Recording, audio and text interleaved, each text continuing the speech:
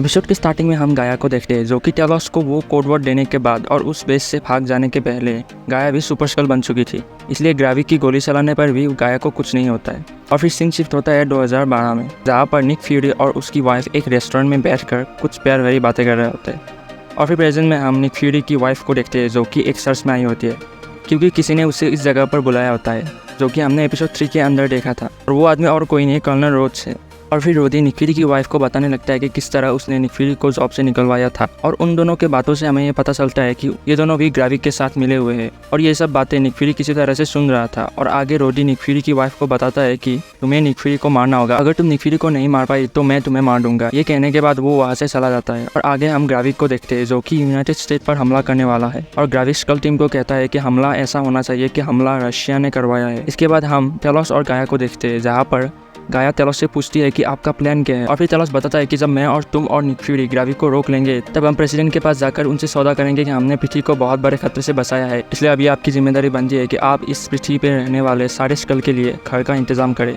और मुझे उम्मीद है कि यूएस के प्रेसिडेंट हमारे इस काम में ज़रूर मदद करेंगे। लेकिन टेलोस की ये बातें सुनकर गाया नाराज़ हो जाती है, और वो इसलिए क्योंकि गाया को इन सारी बातों पर भरोसा नहीं होता। इसके बाद हम निक फ्यूरी की घर को देखते हैं, जहाँ पर निक फ्यूरी की वाइफ घर के अंदर आती है। लेकिन घर के अंदर आते ही वो देखती है कि वहाँ पर निक फ्यूरी खड़ा होता है। अपनी वाइफ को देखते ही वो उसे बैठने के लिए कहता है। उसके बाद निक फ्यूरी अपनी वाइफ को कहता है कि मैं जानता हूँ कि तुम मुझे यहाँ पर मारने आई हो, लेकिन मैं बस इतना जानना चाहता हूँ कि तुम मुझे मारना क्यों चाहती हो। इस पर निक फ्यूरी की वाइफ बताती है कि मैं बहुत साल पहले एक ह्यूमन से मिली जिसका नाम था डॉक्टर पिस्सिला। उससे मेरी अच्छी दोस्ती हो गई थी, लेकिन उससे बचपन से ही एक बीमारी थी जिसके कारण वो बहुत जल्दी मारने वाली थी। और डॉक्टर पिस्सिला ये जानती थी कि मैं स्कल हूँ, इसलिए मैंने उसे पूछा कि क्या मैं तुम्हारी रूप ले सकती हूँ। लेकिन इस पर डॉक्टर पिस्सिला ने उससे 3 वादे मांगे थे। पहला कि मुझे समुद्र के किनारे दफनाओ, और दूसरा कि हमेशा के लिए उसकी माँ बाप के साथ रहूं, और तीसरा कि वो कभी निक फ्यूरी को तकलीफ ना पहुंचाए। लेकिन इसके बाद ही दोनों एक दूसरे के ऊपर गन टांग देते हैं और एक साथ गोली चला देते हैं। लेकिन हम ये देखते हैं कि दोनों ही एक दूसरे को गोली नहीं मारते हुए एक दूसरे के अगल बगल गोली मारते हैं। इससे हमें ये पता चलता है कि दोनों ही एक दूसरे से बहुत प्यार करते हैं। और फिर अगले सीन में हम एक लेडी स्कल को देखते हैं जो कि नहा रही होती है, और वो जैसे ही बाहर निकलती है वो रोडी का रूप ले लेती है। और यही से हमें पता चलता है कि जो आदमी रोडी की जगह पर था वो असली रोडी नहीं बल्कि एक बहरूपिया था, क्योंकि असली रोडी तो निक फ्यूरी का दोस्त था और वो कभी निक फ्यूरी को मारना नहीं चाहेगा। इसके बाद ही रोडी तैयार होकर बाहर निकलता है, और वो जैसे ही बाहर निकलता है वैसे ही वो निक फ्यूरी को देखता है और वो रोडी से कहता है कि उससे अपनी जॉब वापस चाहिए। लेकिन रोडी निक फ्यूरी को मारिया हिल वाला सीन दिखाता है, जहाँ पर हम सब ये देखते हैं कि ग्राविक ने निक फ्यूरी का रूप लेकर मारिया हिल को गोली मार देता है। और ये देखकर रोडी निक फ्यूरी को कहता है कि इस वीडियो पर साफ साफ दिख रहा है कि तुमने मारिया हिल को गोली मारी है, और ऐसे में तुम कैसे साबित करोगे कि ये तुम नहीं कोई बहरूपिया है।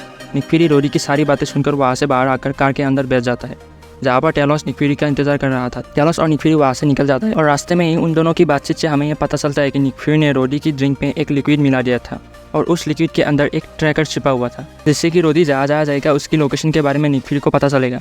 इसके बाद हम ये देखते हैं कि यूनाइटेड स्टेट के प्रेसिडेंट इंग्लैंड पर आए होते हैं, जहाँ पर रोडी प्रेसिडेंट का स्वागत करते हैं, और फिर वो सब कार में बैठकर वहाँ से निकल जाते हैं। रास्ते में एक ग्राविक और उसकी टीम वहाँ पर हमला कर देता है और एक एक करके सारी गाड़ियों को उड़ा देता है। लेकिन तभी हम ये देखते हैं कि निक फ्यूरी और टेलोस भी रोडी का पीछा करते करते प्रेसिडेंट की जान बचाने पहुँच जाते हैं। यूएस प्रेसिडेंट के सिक्योरिटी गार्ड निक फ्यूरी और टेलोस और फिर ग्राविक के स्कल टीम ये तीनों ही आपस में फाइट करने लगते हैं, और फिर निक फ्यूरी और प्रेसिडेंट के सोल्जर ग्राविक के ऊपर गोली चलाने लगते हैं। लेकिन ग्राविक को इस सबसे कुछ भी नहीं होता है। लेकिन इधर प्रेसिडेंट गाड़ी के अंदर फंस जाने के कारण सिक्योरिटी गार्ड प्रेसिडेंट को निकाल नहीं पाते, इसलिए टेलोस उन लोगों की मदद करने जाता है, और मदद करते समय टेलोस को गोली लग जाती है। लेकिन किसी तरह प्रेसिडेंट को वहाँ से बाहर निकाल देते हैं, और फिर निक फ्यूरी प्रेसिडेंट को कार में बैठा देते हैं। इस तरफ ग्राविक रूप बदलकर टेलोस को उठाकर फिर से गोली मार देते हैं, जिसके कारण टेलोस की वहीं पर मौत हो जाती है। और फिर ग्राविक टेलोस को जान से मारकर यहाँ से निकल जाते हैं।